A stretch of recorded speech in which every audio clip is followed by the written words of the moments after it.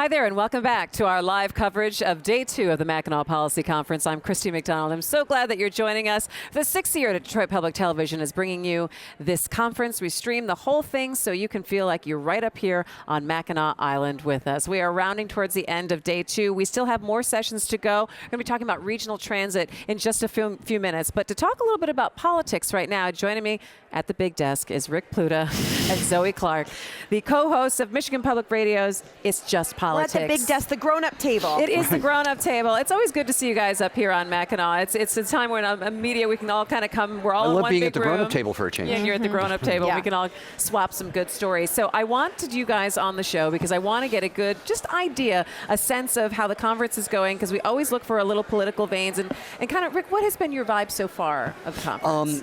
The chatter at the conference has been largely about what's going on in Lansing and the Detroit Public Schools bailout, that as we were all driving up on Tuesday, it seemed like there was some progress on what's shaping up as a Republican-only plan in the State House of Representatives. And we should point out that lawmakers typically come to this, not our State House legislators this year, because they're down in Lansing working on that. But the thing is, now it's looking like, with the absence of support from Democrats, with the absence of support from Detroiters, under withering criticism from Detroit Mayor Mike Duggan, that that deal seems to be collapsing or near collapsing. You know, it's interesting because usually everyone is up here on Mackinac Island for these 3 days, and there's been lobbying here for what is going on in Lansing. And so it's been very interesting, and I know there's been also a lot of phone calls back and forth, but it makes for an interesting political dynamic, seeing as Detroit Public Schools is the biggest political item on the agenda right now, Zoe. It is, and you're walking down the porch and you're seeing strategists and lobbyists for Governor Snyder going in between other meetings. Rick and I had a one-on-one with the governor earlier this morning, and right afterwards was John Walsh,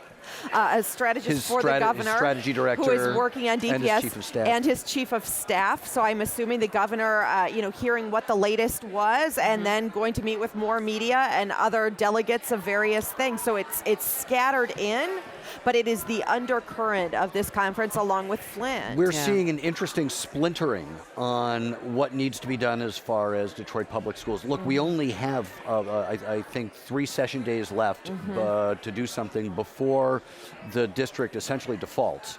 That the need to do something is becoming more and more urgent. The governor saying the House Republican leadership has come up with a deal that's not a great deal, it's not our preferred deal, but it might be the deal that we have to take in order to get an infusion of cash into the district.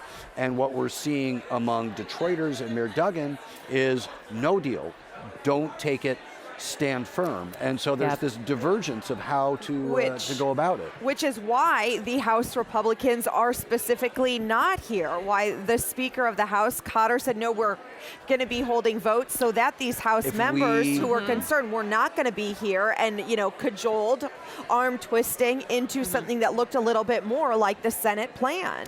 Interestingly enough, Flint is obviously a story here.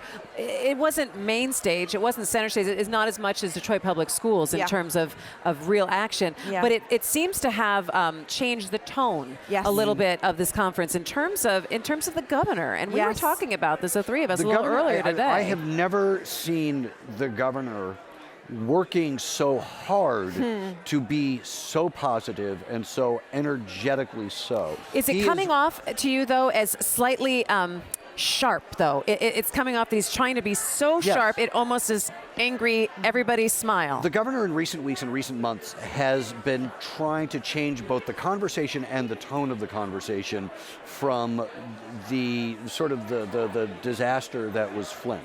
There are, one, other things that he wants to get done, but two, he also would like to instill a sense in people that this is fixable and we can move on, as opposed to, you are responsible for one of the great public service debacles in the nation right now. Remember that Rick Snyder's core competence is not eloquence, not empathy. His core competence is competence.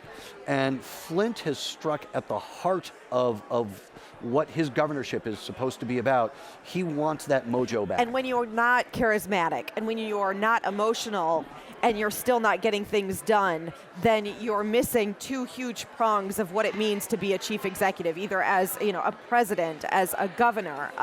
Or as a corporate CEO. Absolutely. I think one of the interesting things, though, Christy, that you're talking about is there are very few things I think we could all agree that Rick Snyder sometimes sounds like Donald Trump about, but one of them was very stark in the past 48 hours, and that is taking the media to task. I mean, I would not have been surprised to have heard the governor say something like, you, the mainstream media.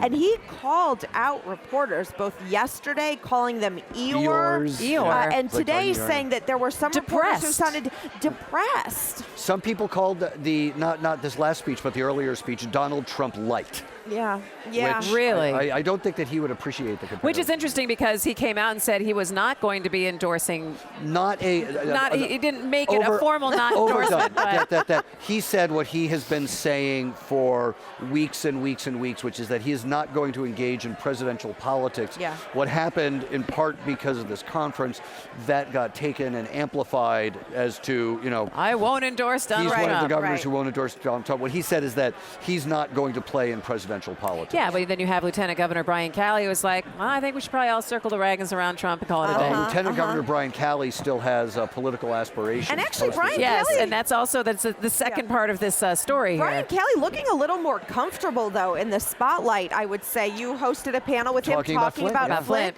And from what I gather, at the last time he was talking at the Detroit Policy Conference of the city, he seemed nervous, struggled. Today he seemed at ease. It's funny. I was at both of those events, and I was moderating. I was moderating a Q&A with a speaker right after Lieutenant Governor spoke, and then I was moderating the panel today. And I do agree with you, Zoe. It was a marked difference. This Brian Calley was comfortable. He was confident. He showed a sense of humor.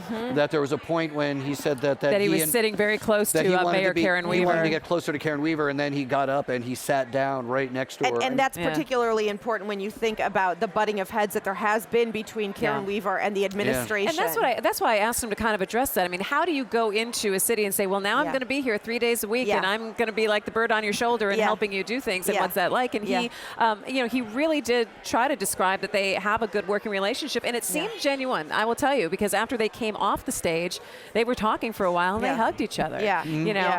So let's talk about that kind of second prong to the political story here, as this always seems to be the time of year, or the 2 years out, of course, before the gubernatorial election. Lieutenant Governor Brian Calley, obviously positioning himself. There's also Bill Schuette, who is out there as well. Dan Kildee is roaming the island. Gretchen Whitmer, Candace Miller. There are names and folks around milling about. Is Candace Miller still kind of saying, no, I'm running for the drain commissioner of Macomb County, and is that actually what she's running for? Well, I talked to her, when was this now, a week ago or 2 weeks ago, before Mackinac, and instead of just going the, are you running? Because of course when you ask any politician that and they don't want to tell you, they're going to go, I'm very dedicated. And I just said to her, I said, well, you haven't ruled out a run yet, and she said no.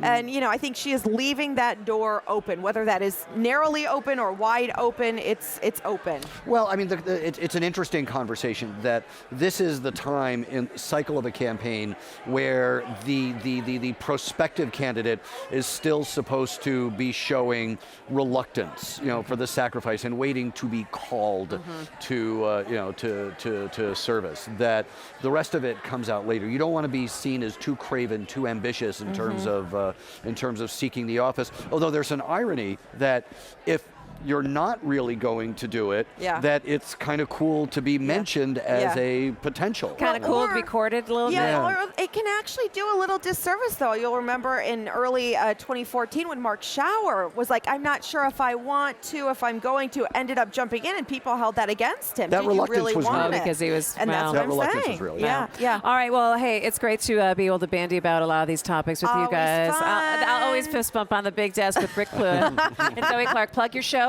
When do you guys do your segments? It's Just Politics, Monday mornings at 8:50 on Michigan Radio. I love it. Should be a billboard. Thanks, guys.